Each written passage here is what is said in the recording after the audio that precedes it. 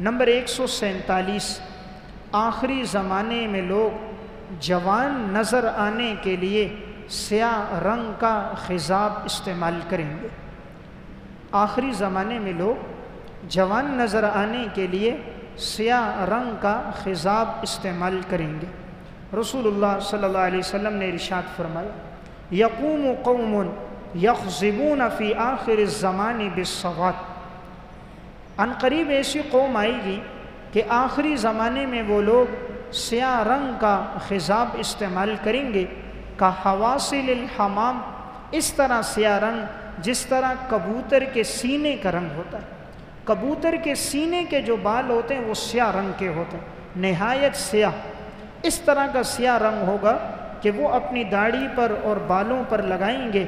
آپ نے فرمایا لا یریحون رائحۃ الجنہ، جنت میں جانا تو دور کی بات، یہ جنت کی خوشبو بھی نہیں پائیں گے۔ لا یریحون رائحۃ الجنہ، یہ لوگ جنت کی خوشبو بھی نہیں پائیں گے۔ یہ سنن ابی داؤد کی روایت ہے۔ اس میں رسول اللہ صلی اللہ علیہ وسلم نے ارشاد فرمایا کہ آخری زمانے میں ایسے لوگ آئیں گے جو سیاہ خضاب استعمال کریں گے تاکہ بال سیاہ ہو جائیں، وہ جوان نظر آئیں۔ آپ نے فرمایا یہ لوگ جنت کی خوشبو بھی نہیں پائیں گے، اس لیے سیاہ رنگ کے خضاب سے انسان اپنے آپ کو بچائے۔ یہ داڑھی کا سفید ہو جانا، سر کے بالوں کا سفید ہو جانا، یہ اللہ تبارک و تعالیٰ کی طرف سے ایک بڑی نعمت ہے، یہ ایک وقار ہے۔ اس سے انسان کے نور میں اور انسان کے چہرے میں حشاش بشاش ہونا، اس کی نورانیت اور اس کی عزت بڑھ جاتی ہے۔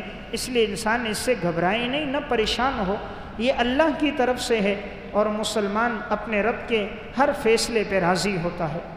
حضرت سعید بن مسیب رحمۃ اللہ علیہ فرماتے ہیں، کان ابراہیم خلیل الرحمن اول الناس ضیف الضیف، ابراہیم علیہ السلام سب سے پہلے انسان تھے جو مہمان نوازی کرتے تھے۔ وَأَوَّلَ النَّاسِ اختتنا، سب سے پہلے انسان تھے جنہوں نے ختنہ کیا۔ وَأَوَّلَ النَّاسِ قَصَّ شَارِبَهُ، سب سے پہلے انسان ہیں جنہوں نے اپنی مونچھیں کاٹی۔ وَأَوَّلَ النَّاسِ رَأَى الشَّيْبَ، سب سے پہلے انسان ہیں کہ انہوں نے اپنی داڑھی کے بالوں کو دیکھا کہ اس میں سفیدی آ گئی۔ ابراہیم علیہ السلام نے کہا فقال یا ربی ما ھذا، اے میرے رب یہ کیا ہوا کہ میرے بال داڑھی کے سفید ہو گئے، چونکہ ان سے پہلے کسی کے بال سفید نہیں ہوئے تھے۔ ابراہیم علیہ السلام پہلے انسان تھے، تو اللہ رب العزت سے پوچھا یا اللہ یہ میرے بال سفید ہو گئے، کہیں ناراضگی کی علامت ہے؟ قال رب تبارک و تعالی وقار، اللہ تبارک و تعالی نے فرمایا اے ابراہیم یہ تو وقار کا ذریعہ اور سبب ہے۔ حضرت ابراہیم علیہ السلام نے فرمایا ربی زدنی وقارا، اے اللہ میری اس وقار میں اور اضافہ فرما، میری اس عزت میں اور اضافہ فرما۔ جب بال سفید ہو جاتے ہیں عزت بڑھ جاتی ہے، آخرت کا خوف ہو جاتا ہے، پھر انسان آخرت کی تیاری کرتا ہے، اپنے سفید بالوں کو دیکھ کر اپنی قبر کا فکر مند ہو جاتا ہے، نماز روزے عبادت کی طرف بڑھتا ہے، گناہ کرتے ہوئے اسے شرمندگی ہوتی ہے، اپنا نفس اسے ملامت کرتا ہے۔ جوانی ہوتی ہے یا بال سیاہ ہوتے ہیں، امیدیں رکھی ہوتی ہیں بوڑھے ہوں گے تو پھر ہم توبہ کر دیں گے۔